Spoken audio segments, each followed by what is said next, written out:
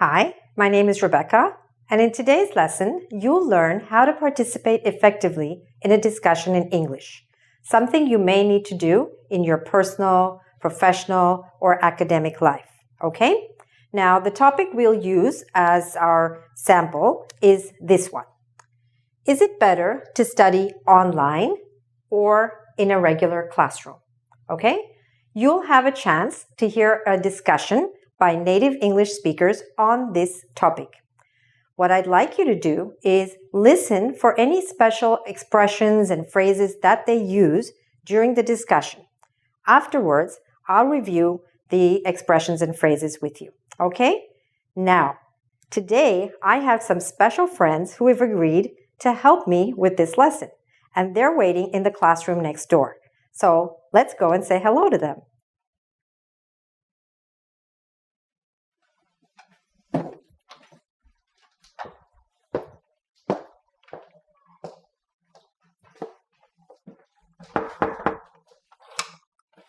Hello. Hello. Hello. Hi. Hi. How are you? Well, look who's here. It's Ronnie. Alex. James. Adam.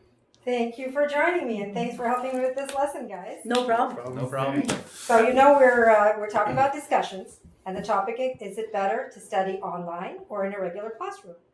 Okay, who wants to go first? Okay, so I'll start. And I think that it's actually very good to study online because it's very convenient because you can study whenever you want and at your own pace. And for example, someone like me, I like to study at nighttime. So for me, online works better because it's quiet at night, no one disturbs me, and I can do what I need to do. Okay.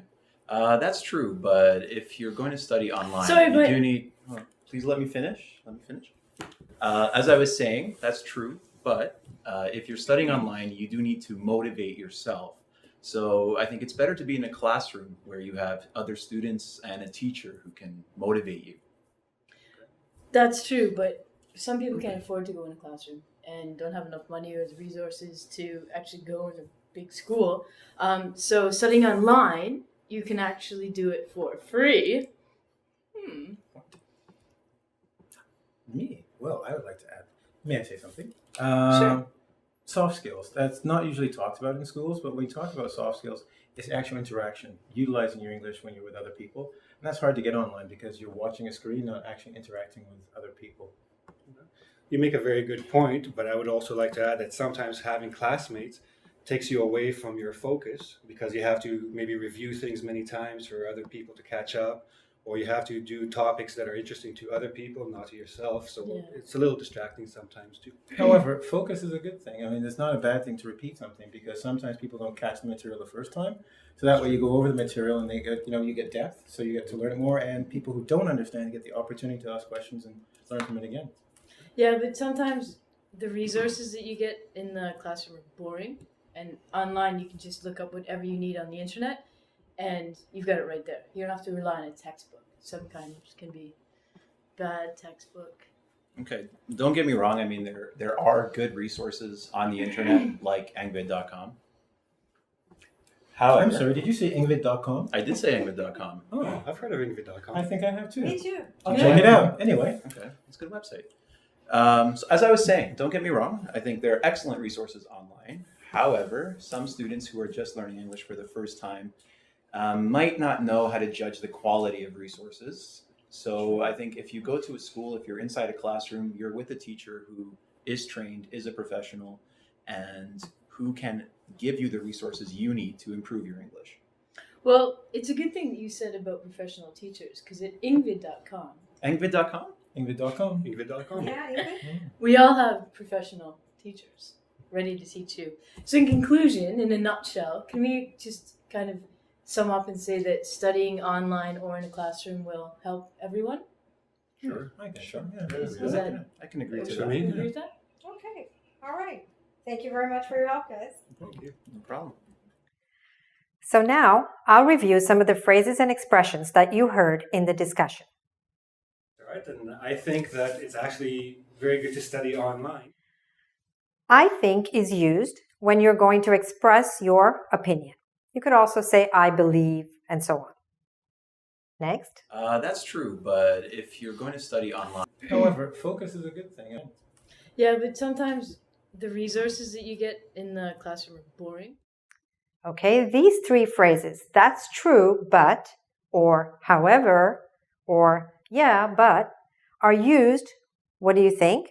They're used when we want to contradict what someone else has said, when we disagree with what someone else has said.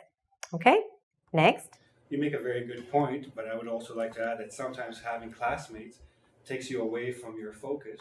You made a good point, but I'd also like to add is a very nice expression. It shows that you recognize the contribution that someone else has made to the discussion in the first part, and you're also going to add your own opinion, which is different from what the first person said. Next. if you're going to study online, Sorry, you but- do need. Well, I would like to add. May I say something? Sorry, but, which Ronnie says, or may I say something, which James said, are two different ways in which you can interrupt a discussion. You see that the first one was purposely done for you, not in a very polite way, show you how not to do it. And James says, may I say something, which is a very polite way to enter a discussion. Next. Sorry, You but- do need. Please let me finish. Let me finish. Please let me finish is a very nice way to hold the floor. What does it mean to hold the floor in a discussion?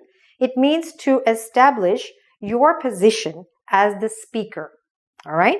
So someone else is trying to interrupt, but you want a chance to finish whatever argument you're presenting. So you say, please let me finish. Okay? Very nice. Next. As I was saying, that's true, but if you're studying online, As I was saying, is used when you're returning to your to speaking, to whatever you were saying, when someone has interrupted you. Okay, it's a way of saying, okay, now I'm talking again, as I was saying. All right, next. okay, don't get me wrong. I mean, there are good resources on the internet. Alex uses "don't get me wrong." Now, this is an interesting expression because when we say this, what we're saying is that I've been explaining something, I've been presenting a certain point of view, but I do understand that there is another point of view, and I accept that, and I understand that. However, I do still have my opinion.